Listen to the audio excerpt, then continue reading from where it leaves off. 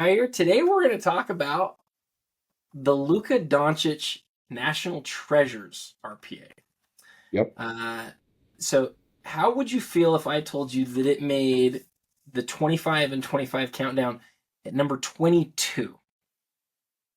Overall 22. Overall, it came across as number 2. Do you know where you had it ranked on your list? It looks like I had it ranked number 21, I think, right? It's pretty good. It ended up pretty close. Okay, Pretty that's good. close. Tell me why you put it where you put it and why you think of it as an iconic card. So I think that the NT RPAs compared to let's say the exquisite RPAs, obviously like the patch windows on the NTs are huge, right?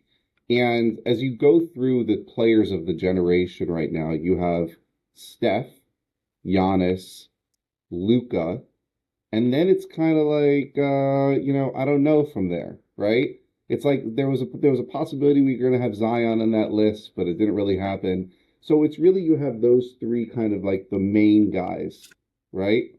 And I think, when you take a look at the Luca itself, it's a beautiful looking card, aesthetically pleasing. I think there were a lot of people that thought that flawless over time would sort of overtake the NT because of that game worn aspect of it. But I think the card itself is so beautiful. And the rise of Luca during the pandemic compared to a lot of other players was like meteoric, right? And so the cards that represented Luca during that period were the Prism card, his base Prism and the variations, as well as the NTRPA. And I think those two cards sort of like with the market, like kind of shot up and during such an important period of time. You know how I feel about the COVID pandemic and what it will represent down the line and what Prism is for it. But I think this card alone just it was so special throughout that time as well. So I think that when you think about cards over time, Luca, generational player, that important card I think is really one that stands out. I'll take that. Something that really surprised me about the voting is for some reason, and I think about this maybe similar to you. I don't know how you feel exactly about this, but the Giannis showed up as 61 total. So it's not Yeah, even. I mean, that's not a bad showing. I don't want to say it's a bad showing, but Giannis has got his championship. He's had a yeah. lot of success in the NBA. He's got MVP. He's got I don't know how many MVPs. One, at least one MVP, maybe He more. is at Two, least one, yeah. yeah.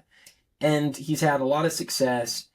But Giannis's NT didn't make the list. So how would you explain that to somebody who's maybe not a collector or even to somebody who is a collector? Why is it that we're looking at the Giannis as a whole? Because remember, this isn't just you and me. This Yeah, is the whole of the community. This is over 500 people who voted on this. yeah. Why is it that we have the Luca NTRPA higher than the Giannis?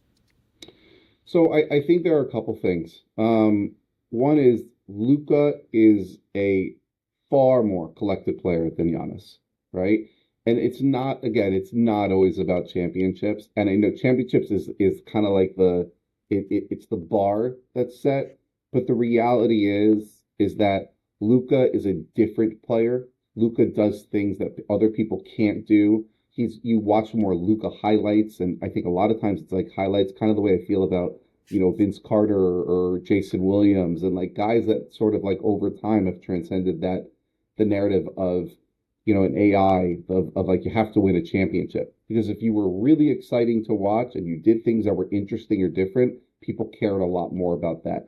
Giannis is just he's more like this like kind of like brute force player. He's unbelievable, but he doesn't do the same stuff that Luca does in the same kind of like wow way. And I think that Giannis is tremendous, and maybe he even is undervalued, but I can't think of a lot of Giannis cards in any of the sets that actually outsell the Luca card. I think Luca, throughout people desire the Luca card a lot more, almost across the board.